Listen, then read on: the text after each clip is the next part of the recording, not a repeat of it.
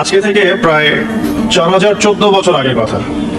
আজকে থেকে যখন আমরা লেকচার দিচ্ছি, এখন থেকে প্রায় 4014 বছর আগের কথা, মানে প্রায় 4000 বছর আগের কথা। হিসাবটা মেলানো হয়েছে এভাবে যে ঈসা আলাইহিস সালাম এবং মুহাম্মদ সাল্লাল্লাহু আলাইহি ওয়াসাল্লামের যে উম্মত, এর মধ্যে ডিসটেন্স ছিল 570 বছরের মতো। আবার মুহাম্মদ সাল্লাল্লাহু আলাইহি ওয়াসাল্লামের উম্মতের 1444 বছর চলে গেছে, এটা কাউন্ট করা যায়। আর এর আগে ঈসা আলাইহিস সালাম থেকে ইব্রাহিম আলাইহিস সালামের ডিসটেন্সটা হচ্ছে 2000 বছর। তো এই ক্যালকুলেশন করলে বোঝা যাচ্ছে যে প্রায় 4000 বছর আগের কথা, বা 4014 বছর আগের কথা। গল্প শুনতে আমাদের ভালো লাগে তো নাকি? গল্পের মাধ্যমে অনেক কিছু জানা যায়। আজকে গল্পটা কিন্তু একটু ইউনিক। আজকে থেকে প্রায় 4014 বছর আগের কথা। একটা চমৎকার সভ্যতা ছিল, ঐতিহাসিক সভ্যতা, তার নাম ছিল ব্যাবিলন। এটা ইরাকে ছিল, সেখানে বাবেল নামে একটা শহর ছিল। আমরা অনেকে জানি না যে বর্তমান বাগদাদ হচ্ছে সেই বাবেল নগরী। বর্তমান বাগদাদ হচ্ছে সেই বাবেল নগরী। আর বাবেল সম্পর্কে আল কোরআনে কিন্তু আয়াত আছে। আল কোরআন এমন একটা কিতাব, বিস্ময়কর কিতাব, যেখানে সবকিছুই নাজিল করা হয়েছে। তো আল্লাহ পাক সূরা কাহফে তো বলেছেন, ওয়ালাকাদ সাররাফনা ফি হাযাল কুরআন লিন-নাসি মিন কুল্লি মাসাল। আমি এই কোরআনে মানব জাতির জন্য প্রত্যেকটা বিষয়কেই ব্যাখ্যা করেছি। ওয়া নাযালনা আলাইকাল কিতাবা তিবয়ানান লিকুল্লি শাই। হে নবী, আমি আপনার প্রতি এমন একটা কিতাব নাজিল করেছি যেটা তিবয়ানান লিকুল্লি শাই, প্রত্যেকটা বিষয়কে ব্যাখ্যা করে। যারা আহলে কোরআন ভ্রান্ত আকীদার অনুসারী, তারা কিন্তু এই আয়াত থেকে দলিল পেশ করে যে কোরআন তো তিবয়ানান লিকুল্লি শাই, প্রত্যেকটা বিষয়ের ব্যাখ্যা। তার নতুন করে হাদিসের কি প্রয়োজন আছে? এটা আমাদের আলোচনার টপিক না, আমরা ওদিকে যাচ্ছি না। তো আল্লাহ পাক কোরআনে কিন্তু বাবেল নগরীর কথা বলেছেন। সূরাতুল বাকারার 101-2 আয়াতগুলোতে আছে। এই বাবেল নগরী তৎকালীন সময় জাদুবিদ্যার একটা আকড়া ছিল আর কি।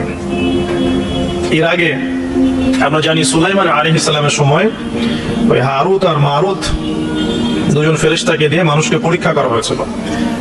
এই ঘটনাটা সূরা বাকারার 101-2 আয়াতগুলোর মধ্যে আছে, দেখে নিয়ে আমি রেফারেন্স গুলো বলে দিলাম।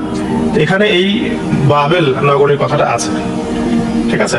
তো এই নগরীতে প্রায় 4014 বছর আগে একটা ফুটফুটে সুন্দর শিশু জন্ম নেয়। দেখতে খুবই সুন্দর, অমায়িক, দেখলেই মানে মন কেড়ে নেওয়ার মতো সুন্দর। এমন কিছু বাচ্চা থাকে কিন্তু দেখলে আদর করতে ইচ্ছা করে, মন কেড়ে নেওয়ার মতো, ইউনিক, সবার চেয়ে আলাদা। এবং জন্ম নিয়েছে সে এমন একটা পরিবারে, যেই পরিবার তৎকালীন সময়কার যে জালেম শাসক নমরুদ, তার প্রধান পুরোহিত, তার নাম আজার। তৎকালীন বাবেলের শাসনকর্তার নাম হচ্ছে নমরুদ এবং তার প্রধান পুরোহিতের নাম আজার। তার ঘরেই জন্ম নিয়েছেন এই তাওহীদের শেকর ইব্রাহিম আলাইহিস সালাম। আল্লাহ পাকের কি মানে, আল্লাহ পাক কি না করতে পারেন। যেখানেই আবু জেহেল, সেখানেই মুহাম্মদ সাল্লাল্লাহু আলাইহি ওয়াসাল্লামের জন্ম হয়। যেখানেই নমরুদ, সেখানে ইব্রাহিমের মতো মানুষ আসেন। যেখানেই ফেরাউন, সেখানে আবার মূসা আসেন। মূসাকে আল্লাহ রাব্বুল আলামিন ফেরাউনের ঘরেই মানুষ করলেন। ইব্রাহিম আলাইহিস সালামকে আল্লাহ পাক আজারের ঘরেই মানুষ করলেন। আজকে আমরা দেখি এরকম সিটি অফ আখিরুজ জামানে কিছু কিছু দিনী বোন চেহারা না দেখানোর জন্য আন্দোলন করছে। চিন্তা করতে পারেন, যেখানে যত বেশি জাহেলিয়াত, সেখানে তত পাক্কা মুসল্লি জন্ম নিবে, মুমিন জন্ম নিবে ইনশাআল্লাহ। যেখানে যত বেশি জাহেলিয়াত, সেখানে তত শক্তিশালী মুমিনদের জন্ম হবে ইনশাআল্লাহ। তো এখন তৎকালীন নমরুদ যে সভ্যতার অধিবাসী ছিল, এই সভ্যতাটাকে আমরা বলি কালাডীয় সভ্যতা। এটাকে কালাডীয় সভ্যতা বলা হয়। এটা মূলত জাদুর জন্য একটু বিখ্যাত ছিল, যেটা রেফারেন্স আমি দিলাম সুলাইমান আলাইহিস সালামের যুগ থেকে। এখানে আজারের ঘরে জন্ম নিয়েছেন আমাদের নবীগণের পিতা, মুসলিম জাতির পিতা ইব্রাহিম আলাইহিস সালাম। সুবহানাল্লাহ। বলা বাহুল্য যে নমরুদ কিন্তু 400 বছর বেঁচে ছিল এবং 400 বছর হায়াত পাওয়ার পরে সে মনে করছিল যে সে কখনো মারা যাবে না। এরপরেই সে নিজেকে খোদা দাবি করা শুরু করেছে আর কি। এই বাচ্চা ছেলেটা বড় হতে লাগলো। যারা সমাজকে পরিবর্তন করে, তারা কিন্তু সমাজের স্রোতে গা ভাসায় না। নবী সাল্লাল্লাহু আলাইহি ওয়াসাল্লামের জন্মটা একটু মিলাই এটার সাথে। আমাদের নবীও ঠিক এরকমই একটা সমাজে জন্ম নিয়েছেন। ইব্রাহিম আলাইহিস সালাম যেমন জন্ম নিয়েছেন শিরকে ভরা সমাজে, চতুর্দিকে মূর্তি পূজা হচ্ছে, ইভেন তার বাসায় তার বাবা হচ্ছে মূর্তি পূজারীদের সর্দার, তার ঘরে তিনি জন্ম নিয়েছেন। ঠিক তেমনি রাসূল সাল্লাল্লাহু আলাইহি ওয়াসাল্লাম যে মক্কায় জন্ম নিয়েছেন, সেই মক্কা ছিল শিরকের আখড়া। সেখানে লাত, উজ্জা, হুবল, মানাতের পূজা হতো, সুদ ছিল, জিনা ছিল, ব্যভিচার ছিল, মাদক ছিল, গোত্রীয় হানাহানি ছিল, নারীর অবমাননা ছিল। এরকম আইয়ামে জাহিলিয়াতেও নবী সাল্লাল্লাহু আলাইহি ওয়াসাল্লাম জন্ম নিয়েছেন।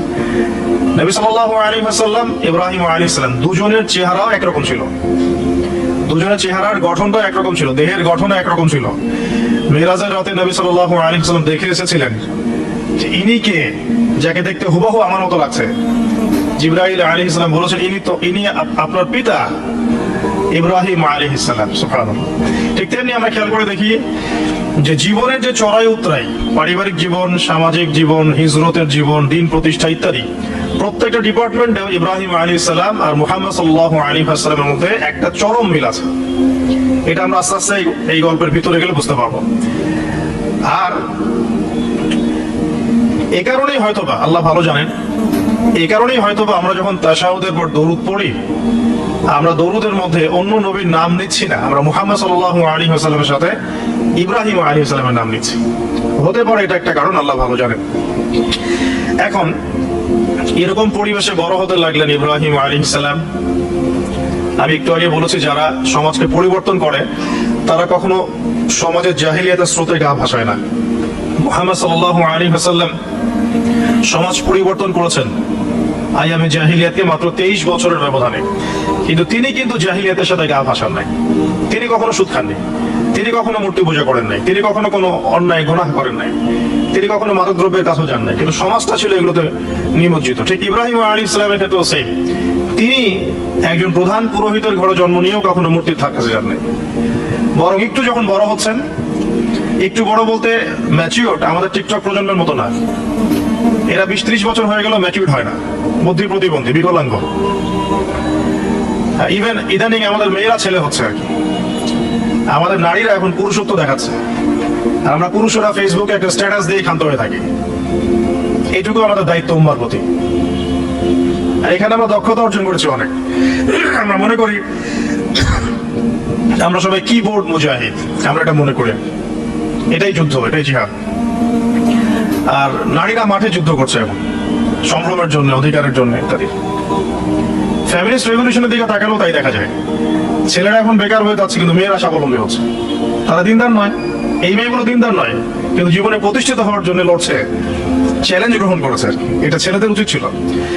তা আজহারের ঘরে জন্ম নিয়ে আসে ইব্রাহিম কিন্তু চ্যালেঞ্জ গ্রহণকারী একটা ছেলে।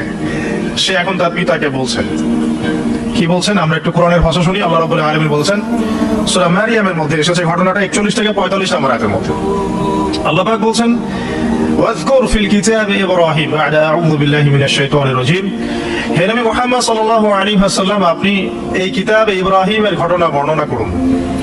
ইয ক্বালা লিআবিহি, যখন ইব্রাহিম তার বাবাকে বললেন, তার বাবা মানে আযরকে বললেন, ইয়া আবাতি, হে আমার বাবা, লিমা তা'বুদু, তুমি কেন ইবাদত করো এমন সত্তার, মা লা ইয়াসমাউ, যে শুনতে পারে না, ওয়ালা ইউবসিরু, দেখতেও পারে না, ওয়ালা ইউগনি আনকা শাইআ, তোমার কোনো উপকার করতে পারে না। একটা ছেলে যার বয়স হবে 15 থেকে 20 হয়তো বা হাইয়েস্ট, তার কাছে কি এমন জ্ঞান আসলো যে সে তার বাবাকে এখন চ্যালেঞ্জ করছে, তার জ্ঞানতাত্ত্বিক যুদ্ধ শুরু হলো, আদর্শিক যুদ্ধ শুরু হলো বাবার সাথে। হে আমার বাবা, আপনি কেন এমন সত্তার ইবাদত করছেন যে শুনতেও পারে না, অসারতা দেখিয়ে দেওয়া হচ্ছে চোখে আঙ্গুল দিয়ে, দেখতেও পারে না, আপনার তো কোনো উপকারও করতে পারে না, কোনো ক্ষতিও করতে পারে না। বললাম ইউগনি আনকা শাইআ, ইয়া আবাতি, হে আমার বাবা, ইয়া আবাতি ইন্নী আখাফু আন ইয়ামাসসাকা আযাবু মিনার রাহমানি ফাতাকুনা লিশ-শাইতানি ওয়ালিয়া, হে আমার বাবা, আমি ভয় পাচ্ছি যে আপনার উপরে না আবার আল্লাহ পাকের গজব নেমে আসে এবং আপনি শয়তানের ওলি না হয়ে যান। ওলি মানে কি? বন্ধু, বন্ধু, শয়তানের বন্ধু না হয়ে যান। ইয়া আবাতি ইন্নী ক্বাদ জাআনি মিনাল ইলম মা লাম ইয়াতিকা ফাত্তাবি'নি আহদিকা সিরাতান সাওয়িয়া। কি চমৎকার কথা। ছোট ছেলেটা বলছে, হে আমার বাবা, আমার কাছে একটা জ্ঞান আসছে, জ্ঞান আমার কাছে একটা জ্ঞান এসেছে যেটা তোমার কাছে আসে নাই। ফাত্তাবি'নি, তুমি আমার অনুসরণ করো। আহদিকা, আমি তোমাকে পথ দেখাবো। সিরাতান সাওয়িয়া, সহজ সরল পথ দেখাবো তোমাকে। সন্তান বাবাকে নসিহত করছে। দেখুন, সন্তান বলছে আমার কাছে এমন জ্ঞান এসেছে বাবা যেটা তোমার কাছে আসে নাই, তুমি আমাকে ফলো করো, আমার অনুসরণ করো, আমি তোমাকে পথ দেখাবো। Ego problem, ego. আজকেও যখন কম বয়সী কোনো মানুষ বেশি বয়সের কাউকে দাওয়াত দিতে যাবে, এরকম প্রবলেম ফেস করতে হবে। তার বাবা কি বললো, কেন ফেস করতে হবে আল্লাহ পাক সেটা বলেছেন সূরা বাকারা। এটা এই সূরা বাকারায় বলেছেন, ওয়া ইযা কিলা লাহু ইত্তাকিল্লাহ। কিছু মানুষ আছে যাদেরকে যদি বলা হয় আল্লাহকে ভয় করুন, আখাযাতহুল ইজ্জাতু বিল ইসম, তাদের প্রেস্টিজে লাগে। এক কথা কি, প্রেস্টিজে লাগে, প্রেস্টিজ নষ্ট হয়। আখাযাতহুল ইজ্জাতু বিল ইসম ফাহাসবুহু জাহান্নাম, আল্লাহ বলেন ওর জন্য জাহান্নামই যথেষ্ট। তো এখনকার সমাজে প্রবলেমটা আপনারা ফেস করবেন। যদি আপনার বয়স কম হয়, আপনার কাছে অনেক জ্ঞান থাকলেও মানুষ সমাজে নিতে যাবে না।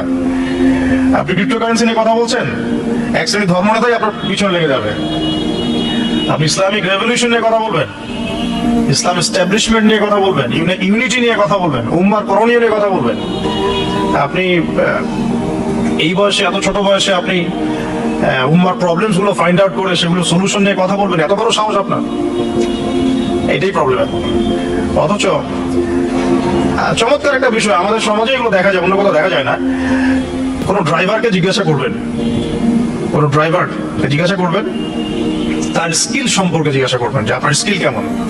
একটা অ্যান্সার দিবে সে, আমি 10 বছর থেকে চালাই, বা 15 বছর থেকে চালাই, আমি 27 বছর থেকে গাড়ি চালাই। মানে তার এই বয়সটাই হচ্ছে স্কিলের মানে দলিল, সার্টিফিকেট। এখন এরকম চলছে দিনী অঙ্গনেও। আমি 20 বছর থেকে ফতোয়া দিই, আমি 32 বছর থেকে ওয়াজ করি, আমি এই করি, আমি সেই করি। এই যে জাহির করা, আল্লামা তাকি উসমানী দামাত বরাকাতু এবং তার যারা ছাত্ররা আছেন সারা উপমহাদেশে, স্পেশালি বাংলাদেশে, তাদের অনেকের সাথে আমি দেখা করেছি। তারা একটা নসিহত সবাই কমন ভাবে করেন। দেখি নসিহতটা করেন যে কখনো নিজেকে জাহির করবা না, কখনো নিজেকে জাহির করবা না, তাহলে আল্লাহ তোমার ইলম কেড়ে নিবে। আর আমরা এখন দিনী অঙ্গনে জাহির করার জন্য ব্যস্ত। আমি এত বছর থেকে এটা করি, আমি অত বছর থেকে করি, অথচ এটা কোনো দলিল নয়, এটা কোনো সার্টিফিকেট নয়। এত বছর থেকে বলার পরেও ভুল হতে পারে, যেটা ভুল হবে সেটা শুধরে নিতে হবে। আর নবী সাল্লাল্লাহু আলাইহি ওয়াসাল্লাম যায়েদ বিন হারেসা রাদিয়াল্লাহু আনহুকে একটা কাফেলার সেনাপতির দায়িত্ব দিয়েছিলেন যখন তার বয়স মাত্র 17 বছর। কত বছর? 17 বছর বয়সী একজন তরুণ সাহাবী যায়েদ ইবনে হারেসা রাদিয়াল্লাহু আনহু, তিনি নেতৃত্ব দিচ্ছেন এমন সাহাবীদের যে সাহাবীরা তার চেয়ে বয়স অনেক বড়। এমনকি এই অভিযান শেষ হওয়ার আগেই নবী সাল্লাল্লাহু আলাইহি ওয়াসাল্লাম ইন্তেকাল হয়। তার পরবর্তীতে আবু বকর সিদ্দিক রাদিয়াল্লাহু আনহু সেই অভিযান আবার চালানোর চেষ্টা করেন, আবার চালানোর জন্য মনস্থ করেন। তিনি আবার যায়েদ বিন হারেসা রাদিয়াল্লাহু আনহুকে নেতৃত্ব দেন। এটা নিয়ে ওমর রাদিয়াল্লাহু আনহু তাকে কিছু কথা বলেন যে আপনি যায়েদ বিন হারেসাকে নেতৃত্ব দিচ্ছেন, বয়সে ছোট সাহাবী, তার পিছনে অনেক বড় বড় সাহাবী থাকবে, তারা তো তাকে নাও মানতে পারে, এটা কেমন হয়? বারবার তাকে ভেটো দিচ্ছেন। শেষমেশ আবু বকর সিদ্দিক রাদিয়াল্লাহু আনহু একটু রেগেই বললেন যে ইস্তা'মালাহু রাসূলুল্লাহ ওয়া আনতা তা'মুরুনি আন আনজি'হু, তাকে স্থলাভিষিক্ত করেছে স্বয়ং আল্লাহর রাসূল, আর তুমি এসে আমাকে বলছো আমি তাকে অপসারণ করব। সুবহানাল্লাহ। নবী সাল্লাল্লাহু আলাইহি ওয়াসাল্লাম যোগ্যতা দেখতেন মানুষের, কার যোগ্যতা কতটুকু আছে। তো ওই দিকে আমি ভিতরে ঢুকছি না। আমরা এখন সোশ্যাল অ্যাফেয়ার্সে যা দেখি যে আমরা যোগ্যতার চাইতে অন্যান্য বিষয়গুলোকে বেশি মূল্যায়ন করা শুরু করি, এতে করে তরুণরা উঠে আসতে পারে না। তরুণদের জার্নি অনেক টাফ হয়, এবং যারা স্পেশালি জেনারেল ব্যাকগ্রাউন্ড থেকে দিনের দিকে আসার চেষ্টা করেন তারা পদে পদে হতাশ হয়। তাদেরকে বুকে নেওয়ার মানুষ খুব কম থাকে। কেন জানি তাকে মানুষ কাউন্টার মনে করে, এনিমি মনে করে, অন্তর্দাহ সৃষ্টি হয়, জ্বালান হয়। হঠাৎ করে উড়ে এসে জুড়ে বসলো, উম্মার দায়িত্ব নিয়ে নিচ্ছে, কোথেকে আসলো এটা? এরকম একটা দৃষ্টিভঙ্গি আমরা দেখতে পারি আর কি। এটা কাম্য ছিল না। এটা বরং তরবারি যত আপনি শান দিবেন তত ধারালো হবে। তো শান দিবে কারা? যারা তরোয়াল চালাতে পারে তারাই। যারা চালাতে পারে তারা যদি তরোয়ালকে ভোতা করে দেয় তাহলে তো এটা দিয়ে আপনি জালেমের গর্দান কাটতে পারবেন না। তো যাই হোক, আমরা বেশি হাইথোড়ের কথায় না যাই। আজার এখানে ছিলাম, দেখেন বাবাকে সন্তান উপদেশ দিচ্ছে। এবার বাবার উত্তরটা শোনেন। বাবা কেন গ্রহণ করলো না? বললো প্রেস্টিজ ইস্যু। তুমি ছোট মানুষ হয়ে আমাকে এত বড় কথা বলো। হ্যাঁ, তখন বাবা বলছেন না, আনতা রাগিবুন আনতা আন আলিহাতিনা ইয়া ইব্রাহিম, হে ইব্রাহিম তুমি কি আমাদের ইলাহগুলো, উপাস্যগুলো থেকে মুখ ফিরাচ্ছ? তুমি কি আমাদের উপাস্যগুলো থেকে মুখ ফিরিয়ে নিচ্ছ? আনতা রাগিবুন আনতা আন আলিহাতিনা ইয়া ইব্রাহিম লা ইন লাম তানতাহি, যদি বিরত না হও, ঠিক যেমন সেটা আমাদেরকে করা হয়, যদি বিরত না হও, লা ইন লাম তানতাহি লাআরজুমান্নাকা রাহজান মালিয়া, তিনি বলছেন যদি বিরত না হও তাহলে তোমার মাথাটা পাথর দিয়ে মেরে ফাটিয়ে ফেলবো। আরজুমান্নাকা মানে রজম করবো। রজম মানে কি? কোমর পর্যন্ত গেথে পাথর মারা। বিবাহিত পুরুষ জেনা করলে যেটা শাস্তি হয়। লা ইন লাম তানতাহি, যদি বিরত না হও, লাআরজুমান্নাকা রাহজান মালিয়া, দূর হয় এখান থেকে বের হও, অথবা আমরা বলি না দূর হয় এখান থেকে, ঠিক ওইরকম। যদি ফিরে আসো ভালো কথা, না ফিরে আসলে রজম করে দিব, মাথা ফাটিয়ে ফেলবো পাথর দিয়ে মেরে, এখান থেকে দূর হও হতভাগা। কাকে বলছে এটা? ইব্রাহিম আলাইহিস সালামকে। এবার তিনি খুব নরম সরম মানুষ, শান্তিকামী মানুষ, তিনি বলছেন ক্বালা সালামুন আলাইক। এই সালামুন আলাইক কথাটা শিখে নেবেন, জীবনে অনেক ক্ষেত্রে কাজে লাগবে। সালামুন আলাইক মানে আপনার উপর শান্তি বর্ষিত হোক।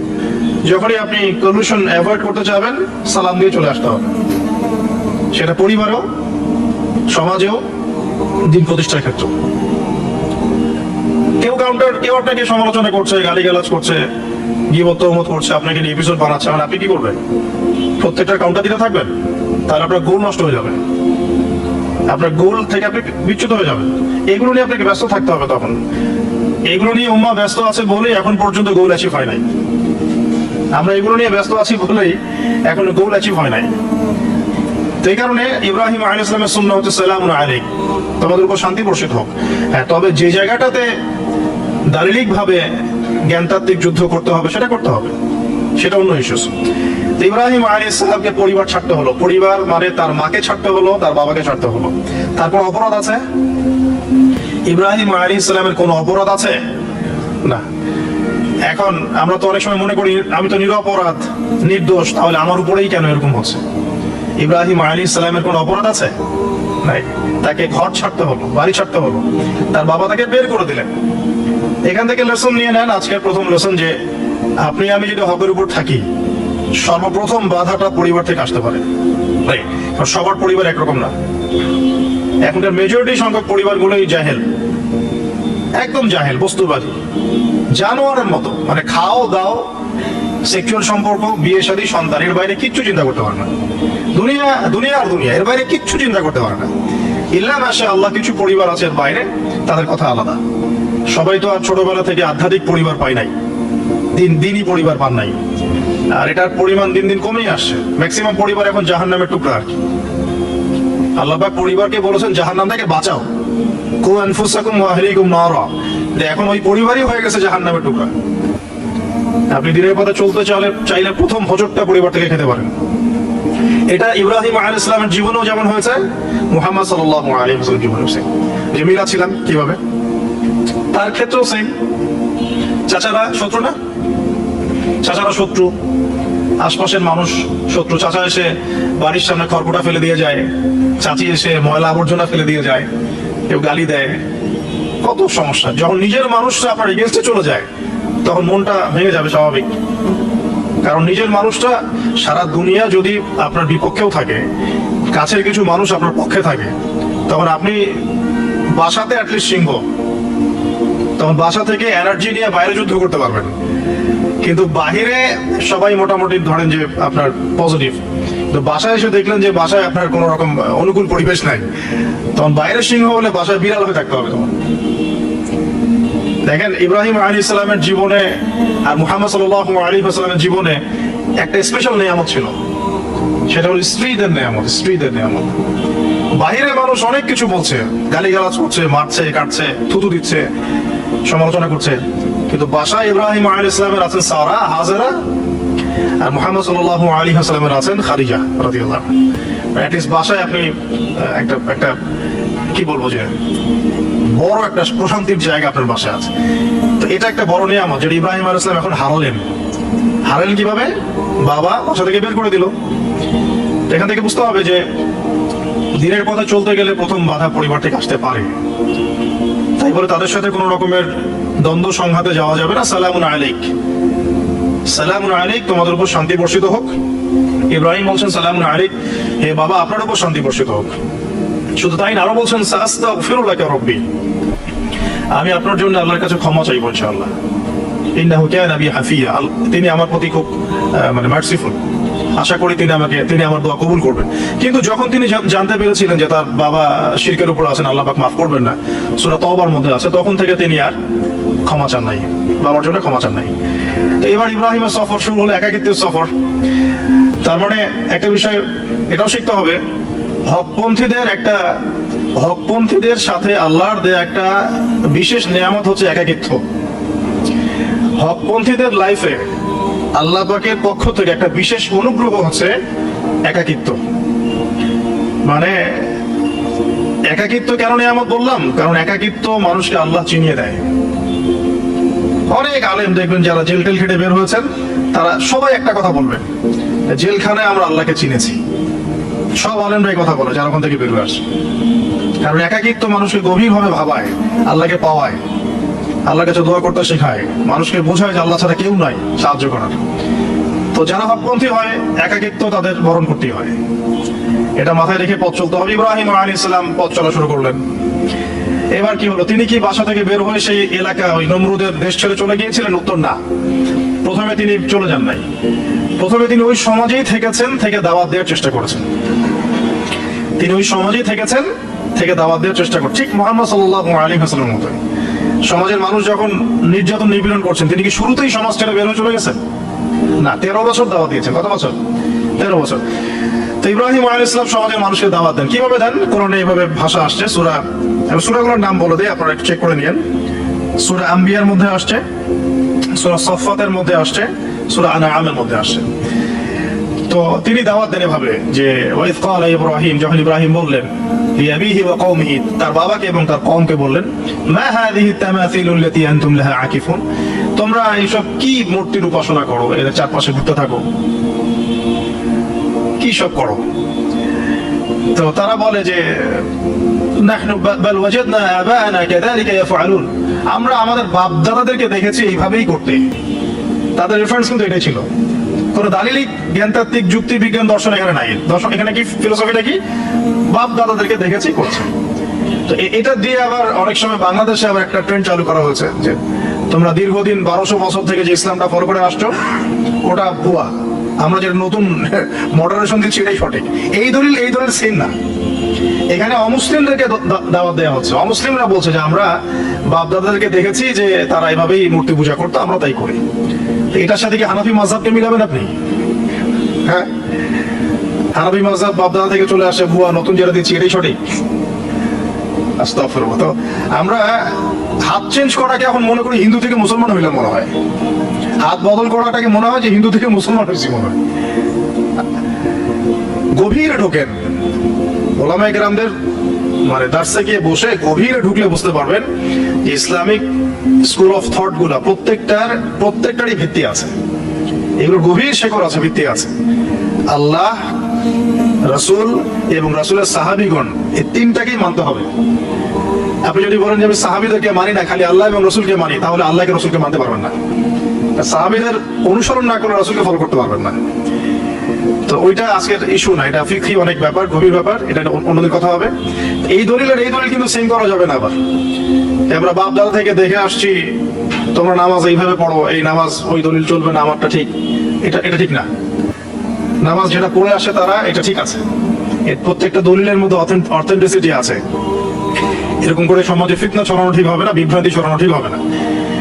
এখন আসলে ইব্রাহিম আলাইহিস সালামকে কি আনসার দিচ্ছেন? আমরা আমাদের পিতা মাতাদেরকে দেখেছি, বাপ দাদাকে দেখেছি এরকম তাওয়াফ করতে, মূর্তির চারপাশে পূজা করতে, নজর দিতে।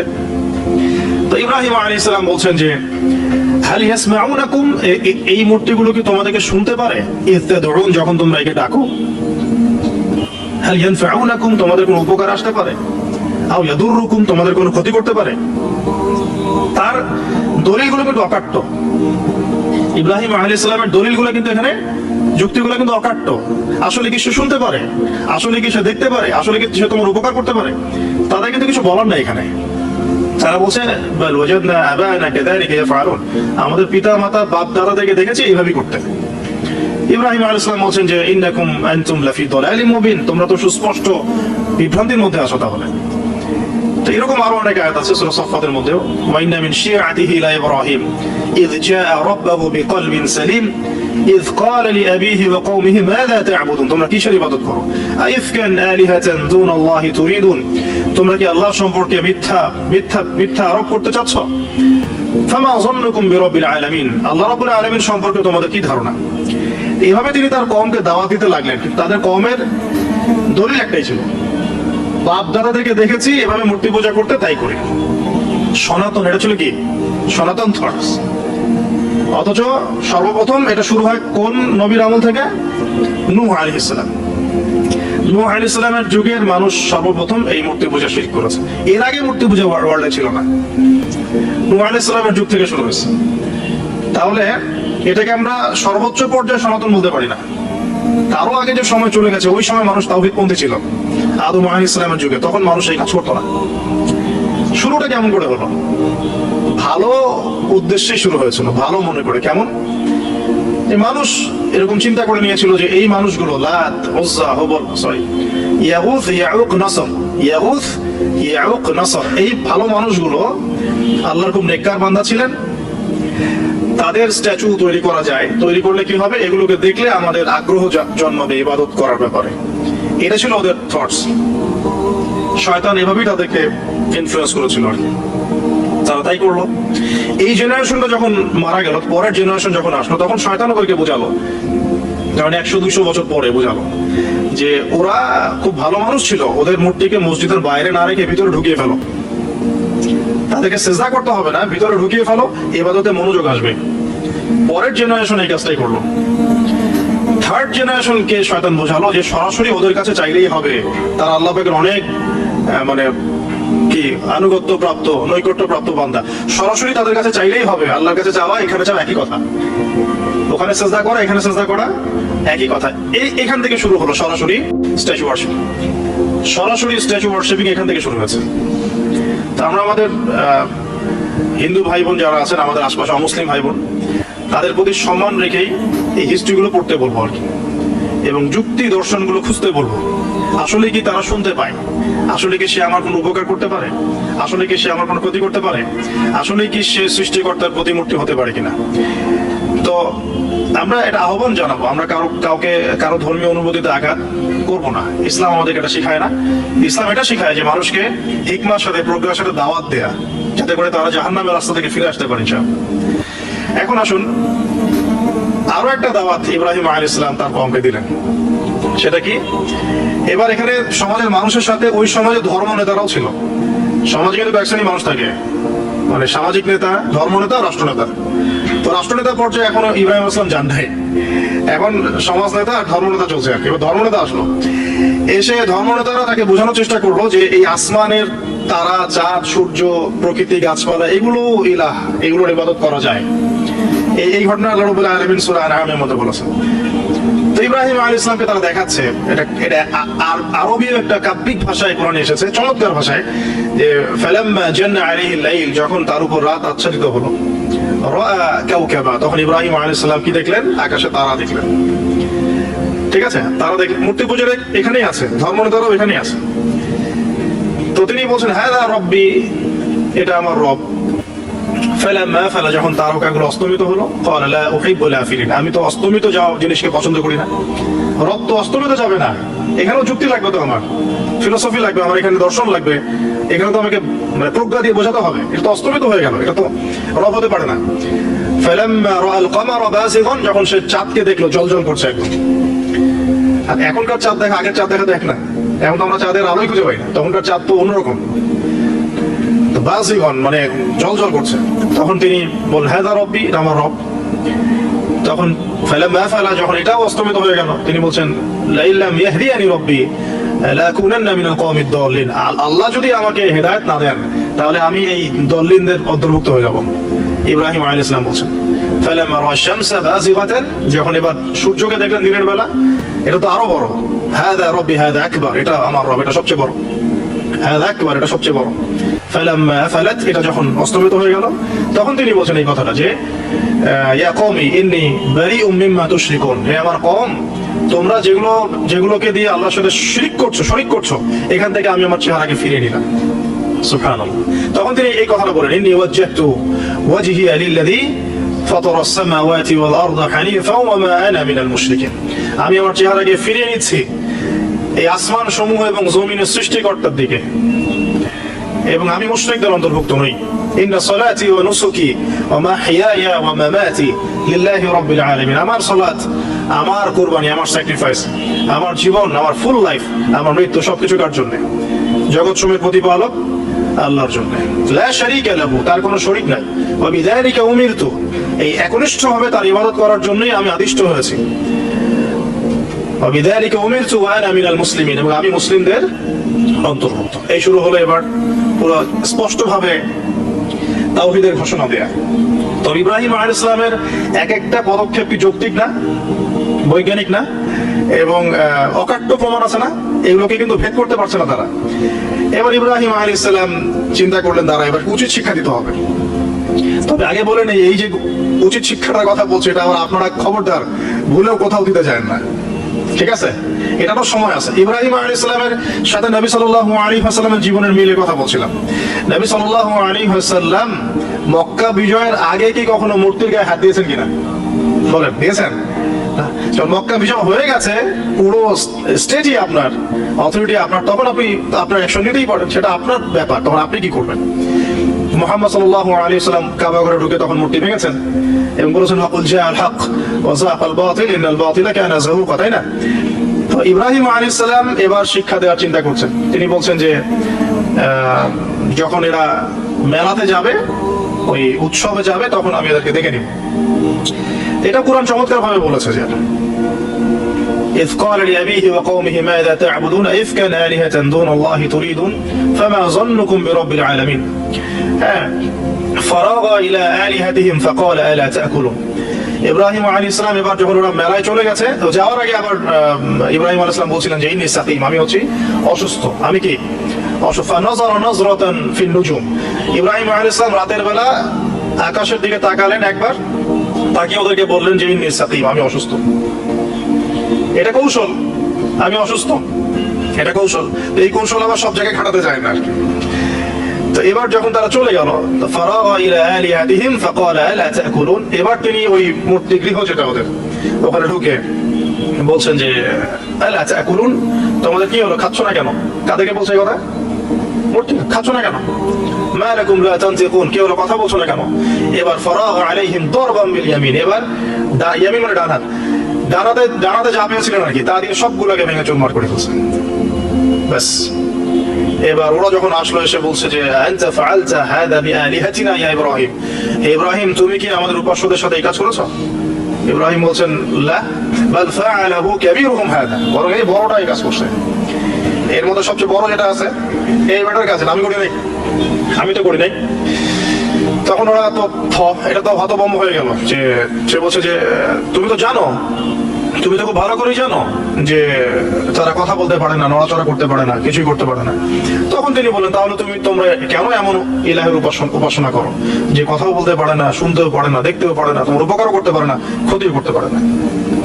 কিন্তু এবারও কিন্তু যুক্তি নাই, কোনো তাদের কাছে কোনো দলিল নাই, কোনো প্রমাণ নাই, কোনো যুক্তি দর্শন কিছু নাই।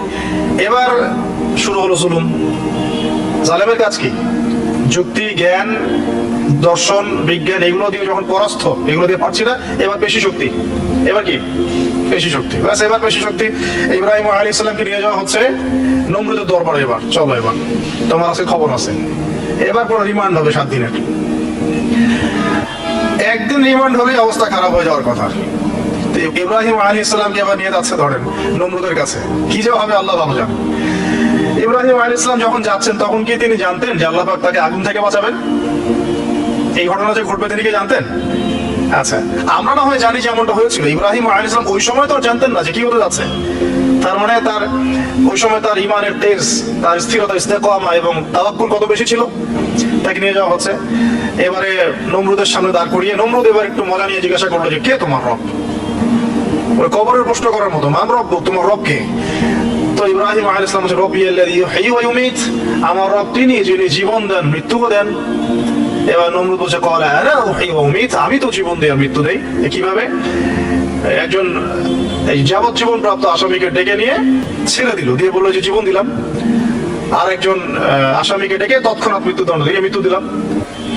তো ইব্রাহিম দেখলেন আলাইহিস সালাম এ তো মোটা বুদ্ধির মানুষ, কারণ যে যত বড় জালেম হয় তার বুদ্ধি তত মোটা হয়, কিন্তু এটা মাথা রাখবেন। ফেরাউনের মতো জুলুম মানুষের বুদ্ধি লোপ করে দেয়, আর শিরক মানুষের মধ্যে ভয় সঞ্চার করে। যখন আপনি শিরক করতে থাকবেন মনে খুব ভয় কাজ করবে। এবং মুশরিক বাহিনী কখনো ইসলামে বিজয় লাভ করতে পারে নাই। যে মুসলিম সেনাবাহিনীর মধ্যে শিরক ছিল না, ওরা যুদ্ধের মাঠে পরাজিত হয়ে গেছে। ইতিহাস ঘাটবেন, মুসলিম যে সেনাবাহিনীর মধ্যে শিরক ছিল ওই সেনাবাহিনী পরাজিত হয়ে গেছে। আবার অল্প গুটি কয়েক সেনাবাহিনী তারা তাওহীদপন্থী ছিল, তারা জয়লাভ করেছে। ইতিহাস ঘেটে দেখবেন। তো জুলুম কি করে বুদ্ধি লোপ পায়? নমরুদের বুদ্ধি লোপ পেয়ে গেল। তো ইব্রাহিম আলাইহিস সালাম বলছেন রব্বি আল্লাযী ইউহয়ী ওয়া ইউমীত, এ তো এটা বুঝলো না। তাহলে ইব্রাহিম আলাইহিস সালাম বলছেন যে আল্লাহ রাব্বুল আলামিন, আমার আল্লাহ তিনি পূর্ব দিক থেকে সূর্য ওঠান। তো তুমি যদি ইলাহ হয়ে থাকো তাহলে পশ্চিম দিক থেকে উঠাও। এটা আরো বড় অকাট্য দলিল হলো।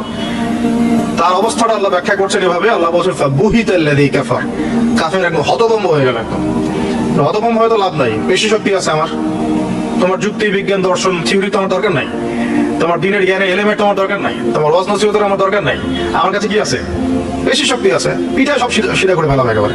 বাস ইব্রাহিম আলাইহিস সালামের জন্য বলছে হাররিকুহু ওয়ানসুরু আলিহাতাকুম, একে জ্বালায় দাও, পুরায় দাও, একে জ্বালায় পুরায় দাও, তোমাদের ইলাহদেরকে সাহায্য করো। আল্লাহ পাক অন্য জায়গায় বলছেন যে فأرادوا به كيدا فجعلناهم الأسفلين, তারা ইব্রাহিম আলাইহিস সালামকে একটা বিশেষ বড় একটা কৌশল করলো। এই কৌশলটা কি ছিল? তাকে অগ্নিকুণ্ডের মধ্যে ফেলে দেওয়ার একটা চেষ্টা করলো, আগুন জ্বালিয়ে রাখলো। বলা হয় 40 দিন, একটু হিস্ট্রি বা তাফসীর বলতে আসছে, আমি জাস্ট পুরো টেক্সট টু দ্য পয়েন্ট বলছি। তো আগুন দাউ দাউ করে জ্বলতে লাগলো, ওই ব্যাবিলন ওখানকার সব মানুষ দেখছে বিষয়টা। ইব্রাহিম আলাইহিস সালামকে ফেলে দেওয়া হবে। দেখেন, যখন ফেলে দেওয়া হবে তখন কি ইব্রাহিম জানতেন যে তিনি আগুনে পড়বেন না? তিনি তাহলে প্রস্তুত ছিলেন, তিনি তখন জীবন দেওয়ার জন্য প্রস্তুত ছিলেন।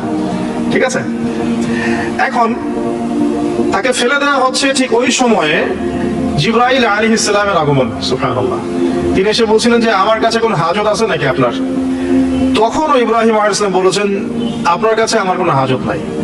হাসবি আল্লাহ ওয়া নি'মাল ওয়াকিল, এই যে কথাটা আমরা বলি হাসবুনাল্লাহু ওয়া নি'মাল ওয়াকিল, হাসবি আল্লাহ ওয়া নি'মাল ওয়াকিল, ইব্রাহিম আলাইহিস সালাম বললেন আল্লাহই আমার জন্য যথেষ্ট এবং তিনি আমার উত্তম কর্মবিধায়ক।